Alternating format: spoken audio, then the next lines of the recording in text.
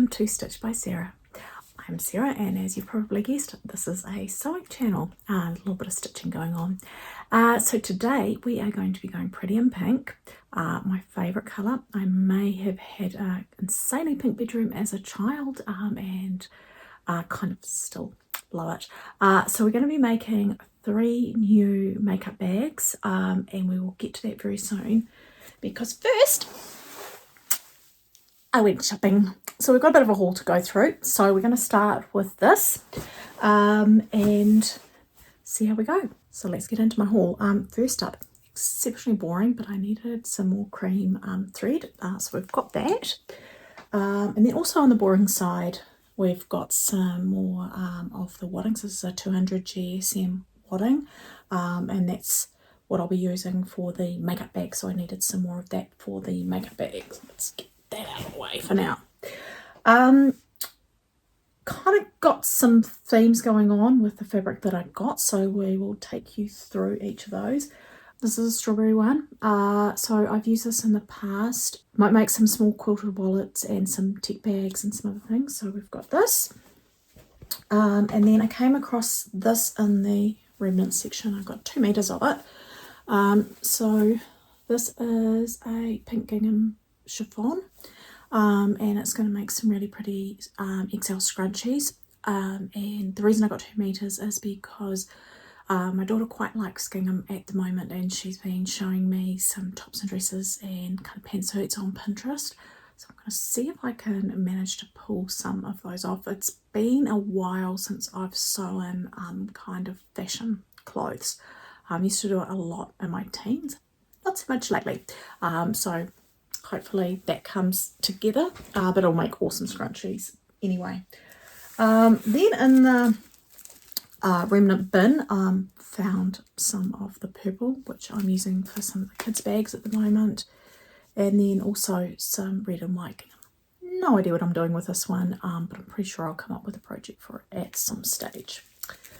Then we get into some fabrics which are more for kids. So we've got Stitch here.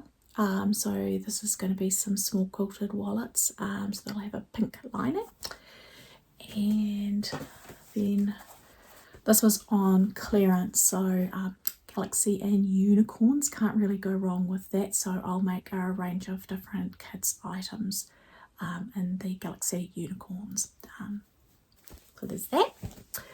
Then I've been wanting to add some animal print to the range. So I've got it in the active scrunchies. So there's a penny which is animal print, but that's it at the moment. So we've got some kind of cow fabric. Not sure if it's a rayon or a chiffon. Feels more chiffon-y to me, but that's going to be some XL scrunchies. Might make some standard ones as well, but I'm not sure. And then there's this one, which is going to, it's a rayon, and that's going to be some XL scrunchies and standard scrunchies as well.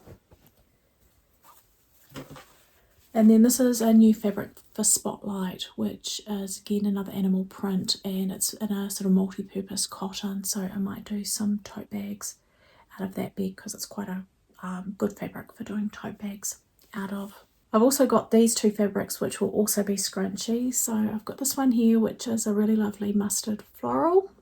So I think that will come together quite nicely and look really lovely in a scrunchie. And then I wanted to add this wine colour to the scrunchie range. So I've recently launched all my jewel themed scrunchies, and this one's going to be added to it. I'm not too sure what I'm going to call this one yet, because I've used amethyst and I've used garnet, so this is quite a garnet colour, but I will need to do some research and see if I can come up with something else that fits in with the theme. So this will be coming as a scrunchie too, if not already on the website by the time you see this. And then we get to the theme of today's video. Now, I spend quite a lot of time daydreaming on the Spotlight website and looking at other fabric stores as well, and I had not come across this fabric yet. So this is a new cotton drill fabric, and it's got strawberries on a pink gingham, and I just fell in love with it. So as part of our Pretty in Pink, we will be making strawberry gingham makeup bags, and to go with that, got a lovely soft pale pink polka dot, because I didn't want to add another gingham to it. I thought another gingham would just be too busy, and I didn't really want to go with a solid colour either, so I thought we'd try the pale pink with dots, spots. I don't even know whether to call it spots or dots. So that's combination 1. And then combination 2, after I got inspired by that one, I went and got some of this. So this is a Japanese floral themed print. So you kind of got a cherry blossom happening with a really pretty yellow background. And it pairs really, really nicely with the rose velvet. So that will be Pretty in Pink number 2. And then finally, probably haven't seen this yet, but I have made it for markets in the tote bags. So if you check out my website, you'll see the tote bags. And there's also small quilted wallets in it too, and wristlets. Bowtastic. So Bowtastic is really fun. And as soon as I saw it, I knew my daughter would love a tote bag. So hers is a zipper one, and she uses it for PE and also for her musical theatre performing arts bag. So lots of stuff goes into it. It's a bit like the TARDIS. And that Bowtastic is paired with a really pretty pink gingham. So this is a cotton gingham as opposed to the other one, which was a chiffon based gingham. So this is Pretty in Pink 3. So join me today as we sew my 3 Pretty in Pink makeup box bags and add these to my range. Let's get started. So welcome to my cutting station, which is out of control at the moment. Best laid plans to tidy it up have never quite got there. So what I have done today is a Kiwi number 8 ingenuity. Those of you who are not from New Zealand, that's to do with our ingenuity around number 8 wire, which is used in farming. So if you're interested, look it up. So anyway, I have created some templates to make my life easier when cutting out the makeup bags. Because of my disability, I sometimes get jumbled and I have a habit of slightly cutting out the wrong thing. So I thought if I created some basic templates for the pre-quilting sizes of things, then I am more likely to get it right. So let's give that a go. The other thing I wanted to talk about is my quilting cutter, so the ruler. So this is one that I got when my mum passed away. So it's square, which was really good for quilting, not so good for what I'm doing. So hopefully down the track I'll be able to get a long skinny one. But what I have on here is a shower grab. So I got that from Bunnings. And basically it means that it's super easy for me to pick it up and to control the placement of it. And it's a lot easier for me physically to hold it in place when I'm cutting things out. So you'll see this.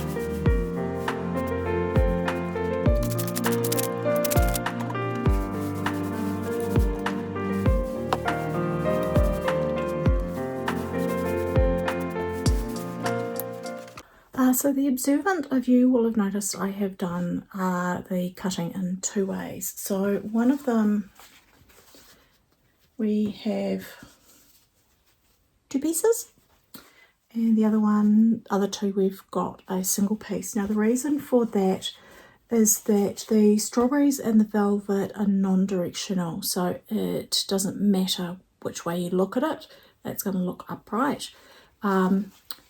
With the bows, it's extremely directional. So what I like to do is sew it together so they're facing each other, and that way the bottom of the bag has got the seam and the bows are facing up on both sides, and then I quilt it so that there isn't the bulk of the batting in the seam along the bottom. You just have the cotton fabric as the seam, not both. That makes it a far cleaner finish, and it makes it sit flatter on a surface. So we will join these together and then we will quilt the 3 pieces to the batter.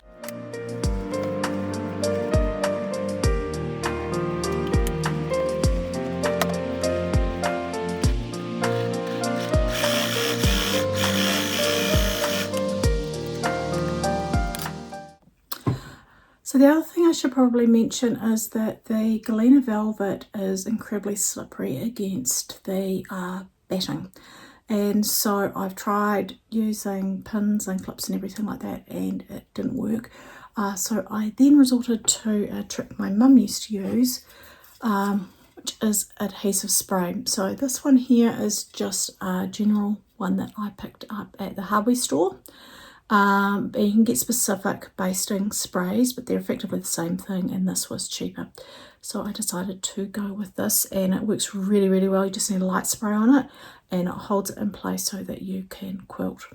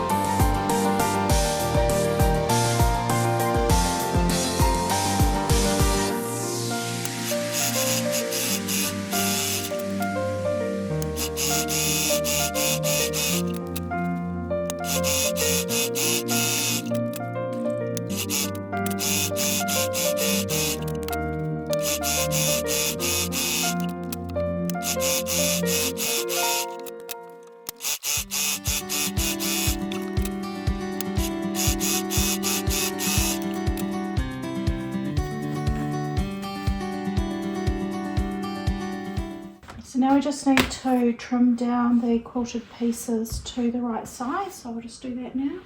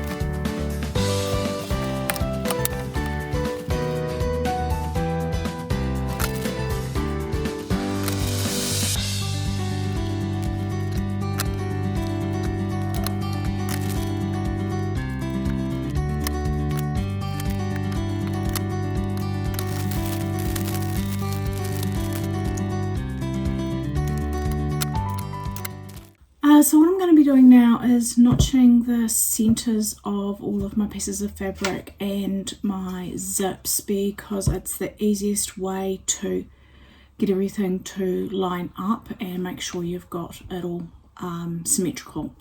So I'll be doing that, and then I'll be moving on to putting on the labels, which I'm doing on the inside of the bags, and I use double-sided tape to hold those in place so that they don't move while I am sewing. I don't like things to go all wonky, so that's what we're doing next.